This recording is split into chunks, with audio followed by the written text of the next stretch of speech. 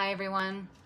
Today I want to talk about relational trauma and the relational movements like reaching for connection or pushing to reinforce a boundary, and how a lot of us learn to suppress these movements growing up in environments that didn't allow us to fully express ourselves. And I want to talk about how we can begin to heal our connection with ourselves in order to have deeper connections and more availability of these movements with others. Hi, I'm Leah Smith. I'm a somatic psychotherapist, and I'm passionate about helping people connect with the wisdom that lives in the body. So I want to ask you a few questions.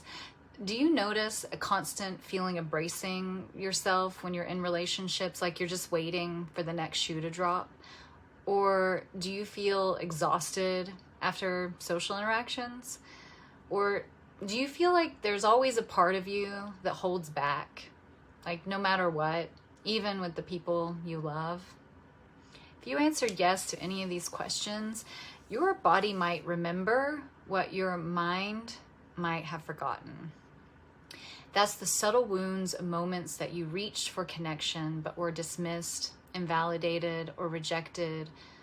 Often in those moments, we're taught to fawn. And fawn is a response to relational trauma. It means that we learn to focus on the needs of others to maintain a sense of being connected to them. However, connection that doesn't flow reciprocally isn't real. And it will never give us the true sense of safety, of worthiness, and well-being that we crave to experience in relationships. Today we're exploring how early relationships literally rewire your body's capacity for connection and the somatic pathway to stop abandoning yourself to care for everyone else so that you can experience authentic relationships that give you that deep sense of well-being that you crave. When we talk about relational trauma, we're referring to the wounds created in relationships that were our first templates for what to expect from others relationally. These templates are created in childhood when our nervous systems are very young and still developing.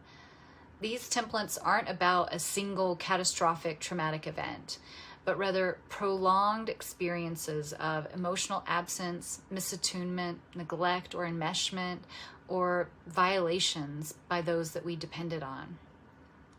What makes this unique is how it gets encoded, not just in our memories, but in our very tissue, in our muscles, in our fascia, in our nervous system. The body learns to survive relational rupture by physically adapting. It learns to brace with others, to withdraw from connection, or to hypervigilantly fawn by attuning to taking care of everyone else's needs and neglecting your own.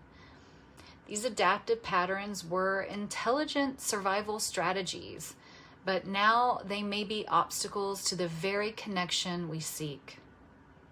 Humans are hardwired for connection, not just emotionally, but also energetically.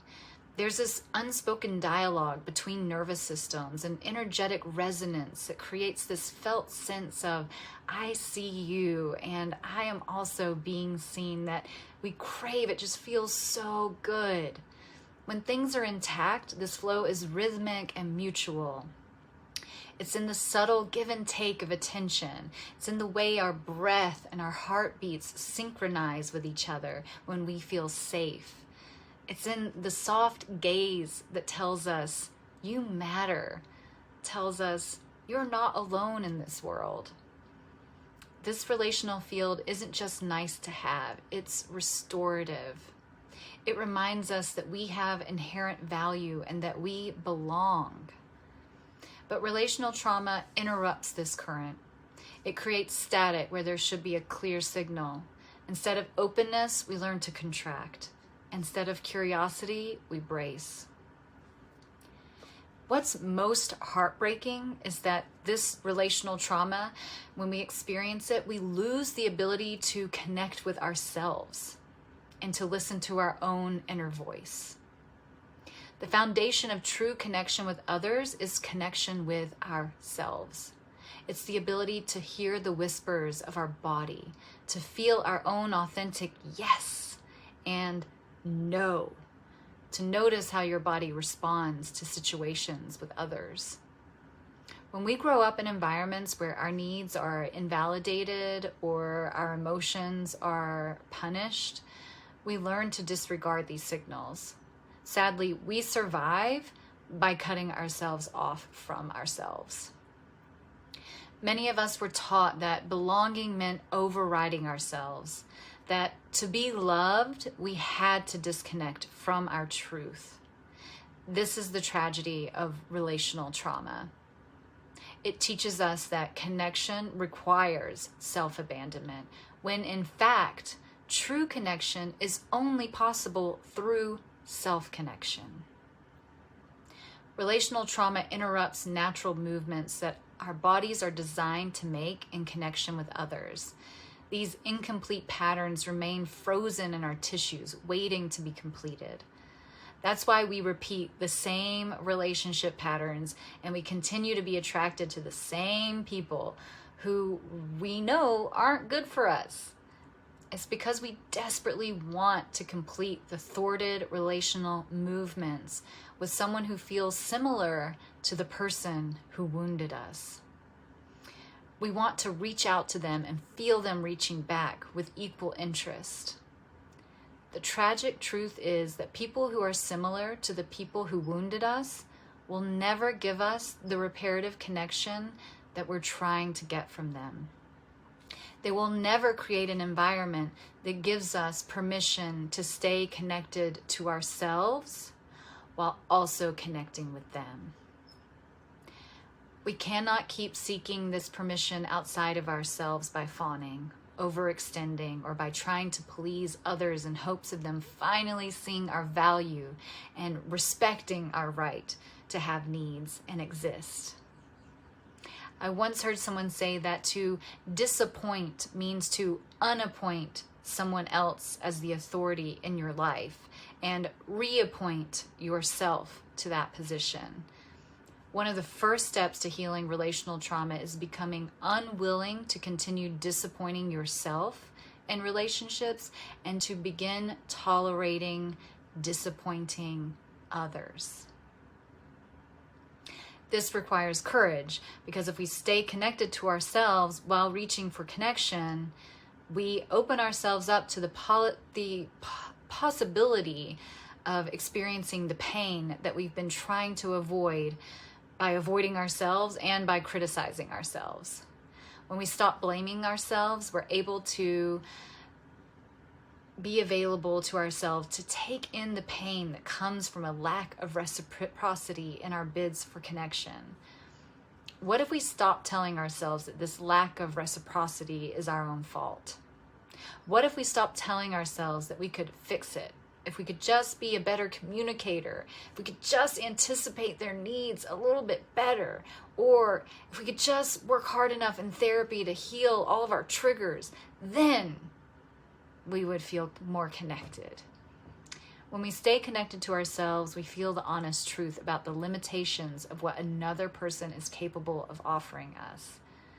Letting ourselves take this in can be scary, because until we rewire our relational patterns, we believe on some level that if we let go of these toxic patterns and people, we won't survive.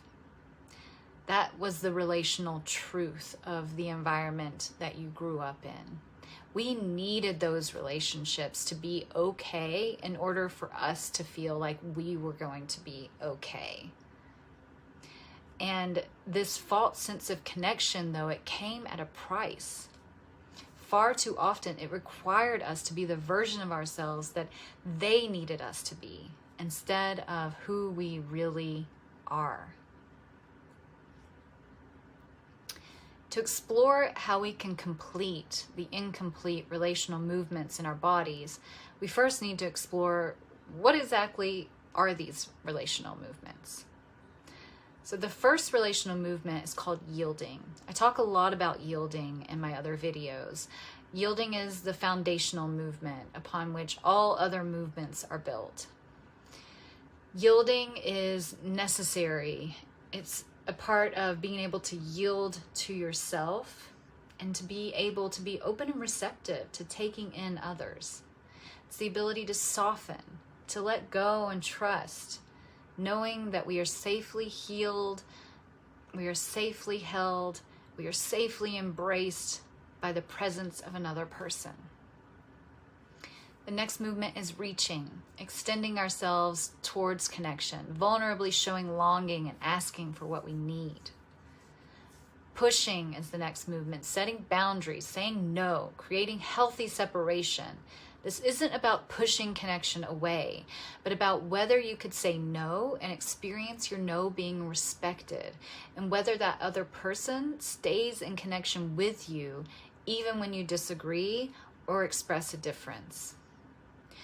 The next movement is grasping and pulling, taking in relational nourishment. This is about wanting to feel mirrored and seen by another person. It's our natural desire to feel ourselves being reflected in another person, and this mirroring gives us a sense of worth that is intrinsic to our being. The next movement is holding on. This is about consistency and commitment to sustaining intimacy with another person. It's a choice to stay connected to ourselves and allow space to work through painful ruptures while staying connected to another person. The next movement is letting go. It's a loosening of control, a surrender to the reality that we cannot hold all things, all people, and all outcomes. It requires deep presence, emotional maturity, and an inner trust that we can survive and even grow through the experience of loss. Healing relational trauma at its core is about coming to terms with and being able to let go and grieve the things that didn't happen. And in order to do this, we must acknowledge the painful truth of what we experienced at the hands of those who were supposed to love us the most. It's about recognizing all the times that we reached and didn't feel someone reaching back with equal intensity. How often we tried to push in hopes of having our needs respected, only to feel dismissed, abandoned, or rejected. Grieving all the times we expressed ourselves, hoping to be joined and mirrored, only to be ignored, or even worse, looked at with scorn. When these movements were met with rejection, absence, or violation, our bodies learned to halt them mid-expression. That arm learned to freeze before reaching out. That boundary-setting push was pushed down and ignored. Instead of grasping and pulling to be mirrored by another, we learned to fawn by mirroring everyone else's needs and giving up on ever being able to be mirrored back in response. We learned in our earliest relationships what types of expression gets us rewarded and what types of expression get us ignored or rejected, and we begin to shut down, close off parts of ourselves accordingly. Healing requires giving these incomplete movements a chance to complete. Our tissues hold the memory of what was interrupted and the blueprint for completion. Underneath the layers of protection lies an intact blueprint for experiencing true connection. Healing relational trauma is about reclaiming our right to be in connection with ourselves safely, honestly, and fully. It's about remembering that we were never meant to do this alone and that interdependence is a strength, not a weakness.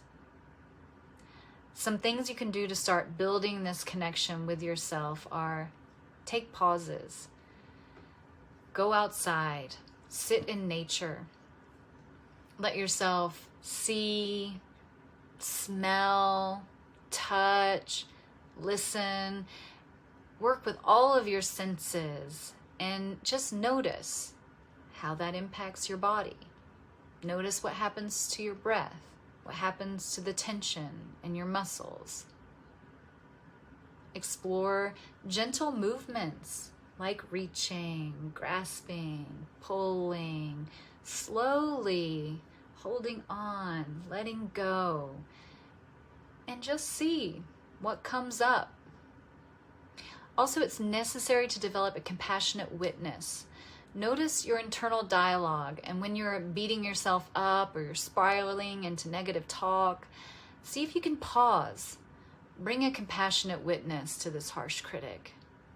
See if you can start seeing this critic as a young part of yourself that is wounded because it didn't get the messages of worthiness, unconditional love, or unconditional acceptance. It never learned that it's okay to make a mistake. It doesn't know that making a mistake isn't the end of the world. So if you can let yourself feel how painful that must have been for this part of you, and how necessary it is that this part have an opportunity to be witnessed by you and to feel safe in relationship with you. Just noticing. And when you're doing this, maybe you can even internally say to yourself, you are enough, just the way you are. You don't need to try to fix anything, just notice. Noticing with compassion is the beginning of reweaving yourself back into connection with yourself. Thank you for being here. If this resonated with you, please share it with someone that you think might benefit. Remember, your body is not just carrying the wounds of disconnection. It also holds the wisdom of reconnection. If you like this video, please give it a like, subscribe to my channel. I'll release more content in the next few weeks where we'll be going deeper into each relational movement, the wounds around each relational movement, and some anchoring statements that we can use to help rewire some of those beliefs that are a result of wounding. Also, if you're looking for a therapist, check out my website. I have a couple of associates who do have some availability, and they would love to help you work through relational trauma and develop a deeper connection with yourself. And while you're there, if you want to sign up for my newsletter, I'll be releasing dates soon about a workshop that I've created that is for body workers, healers, therapists who want to work on more deeply connecting with themselves as a way of being able to more deeply connect with others, clients. It's called the Core Connection Approach. Until next time, you are worthy of connection that welcomes all of you.